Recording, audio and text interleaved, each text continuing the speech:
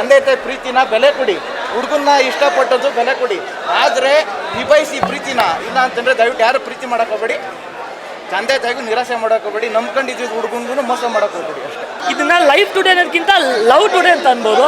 ಮತ್ತು production quality ಮತ್ತು cinematography, background music ಆಗಿರ್ಬೋದು ತುಂಬ ಚೆನ್ನಾಗಿದೆ. ಆಮೇಲೆ ಪಾತ್ರದ ಸೆಲೆಕ್ಷನ್ ಆಗಿರ್ಬೋದು, ತಬಲಾ ನಾಣಿ ಆಗಿರ್ಬೋದು, ಕಾಕ್ರೋಚ್ ಸುದ್ದಿ ಆಗಿರ್ಬೋದು, ಮತ್ತು ಪ್ರೀ ಕ್ಲೈಮ್ಯಾಕ್ಸಲ್ಲಿ ಬರುವಂಥ ಒಂದು ಸೀನು ನಿಜವಾಗ್ಲೂ ಪ್ರತಿಯೊಬ್ಬರು ಈಗಿನ ಹೆಣ್ಮಕ್ಳು ಮತ್ತು ಈಗಿನ ತಂದೆ ತಾಯಿಗಳು ದಯವಿಟ್ಟು ಬಂದು ಸಿನಿಮಾ ನೋಡಬೇಕು. ಅವ್ರ ಮಕ್ಕಳಿಗೆ ಏನು ತೊಂದರೆ ಇದೆ ಏನಿದೆ ತುಂಬ ಚೆನ್ನಾಗಿ ಅರ್ಥ ಆಗುತ್ತೆ.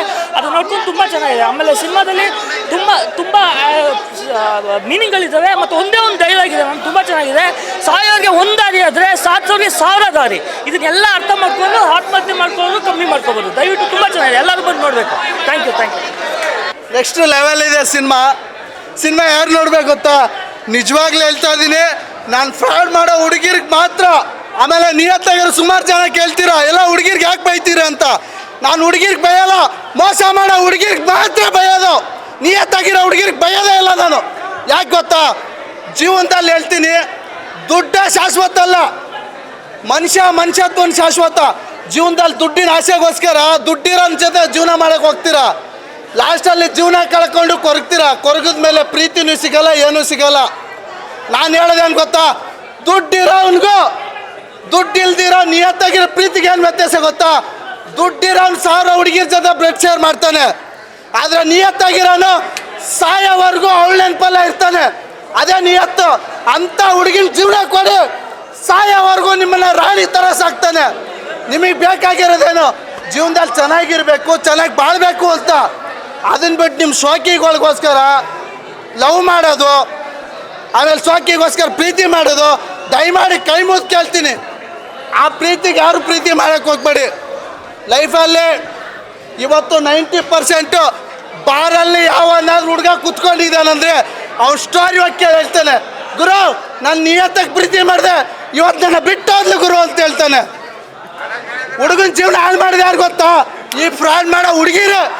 ಇವತ್ತು 90% ಫುಟ್ಪಾತಲ್ಲಿ ಗಡ್ಡ ಬಿಟ್ಕೊಂಡು ಯಾವನಾದ್ರು ರೋಡಲ್ಲಿ ಹೋಗ್ತಾನಂದ್ರೆ ಈ ಫ್ರಾಡ್ ಹುಡುಗಿರಿಂದಾನೆ. ನಿಯತ್ತಾಗಿರೋ ಹುಡುಗಿರಿಗೆ ಹೇಳ್ತಾ ಇದ್ದೀನಿ, ಜೀವನ ಪೂರ್ತಿ ಅವನ ಜೊತೆ ಚೆನ್ನಾಗಿದ್ದು ನಮ್ಮ ಹತ್ರ ಗುಡಿಸಲಲ್ಲಿದ್ದರೂ ತುಂಬ ಚೆನ್ನಾಗಿರ್ತಾರೆ.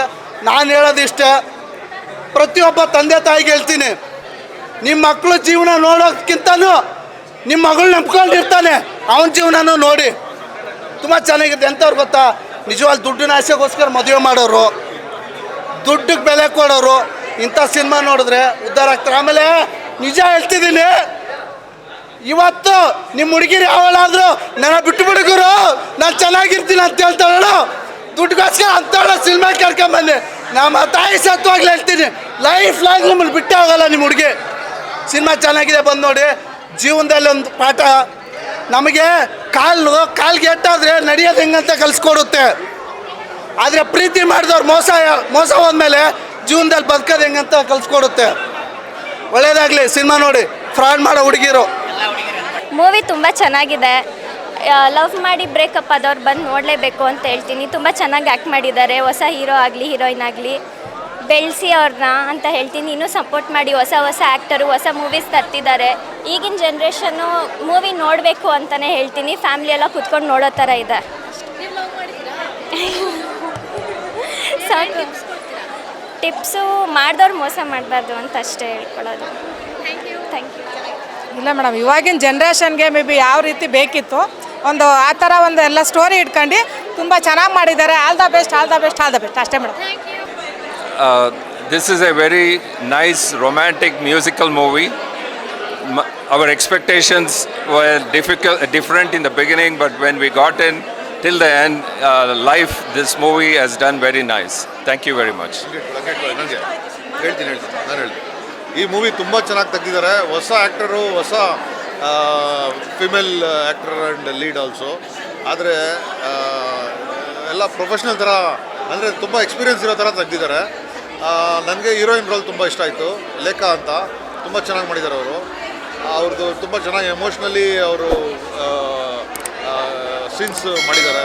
ಕ್ಲೈಮ್ಯಾಕ್ಸು ಈ ಫಿಲಮಲ್ಲಿ 2-3 ಕ್ಲೈಮ್ಯಾಕ್ಸ್ ಇದೆ, ಒಂದಕ್ಕಿಂತ ಒಂದು ಚೆನ್ನಾಗಿದೆ. Finally it's A super movie. ಎಲ್ಲರೂ ನೋಡಬೇಕಾಗಿರೋಂಥ ಮೂವಿ. ಕನ್ನಡದಲ್ಲಿ ಇಂಥ ಮೂವಿಗಳು ಅಪರೂಪ ಬಂದಿದೆ. ಎಲ್ಲರೂ ಎನ್ಕರೇಜ್ ಮಾಡಿ. ತುಂಬ ಚೆನ್ನಾಗಿದೆ ಮೂವಿ. ನಿಮ್ಗೆ ಏನು ಚೆನ್ನಾಗಿದೆ ಅಂತ ಹೇಳಿ.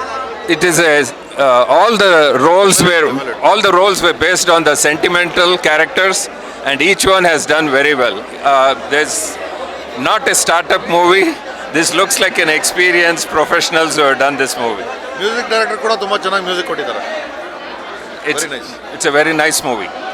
ಲೇಟೆಸ್ಟ್ ಹಾಗೂ ಇಂಟ್ರೆಸ್ಟಿಂಗ್ ಸುದ್ದಿಗಳಿಗಾಗಿ ಬಾಸ್ ಟಿವಿ ಕನ್ನಡ ಚಾನೆಲ್ನ ಸಬ್ಸ್ಕ್ರೈಬ್ ಮಾಡಿ. ಹಾಗೆಯೇ ಬೆಲ್ ಐಕಾನ್ ಪ್ರೆಸ್ ಮಾಡಿ. ಇದರ ಜೊತೆಗೆ ಫೇಸ್ಬುಕ್, ಇನ್ಸ್ಟಾಗ್ರಾಮ್, ಎಕ್ಸ್ನಲ್ಲೂ ಮಿಸ್ ಮಾಡದೆ ಫಾಲೋ ಮಾಡಿ.